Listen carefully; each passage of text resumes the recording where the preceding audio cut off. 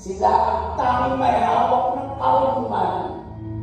Kaya nilang ilubog ang bayan sa kamangmangan, ibungod sa ugaling hamak, at walang ibig kalagayan.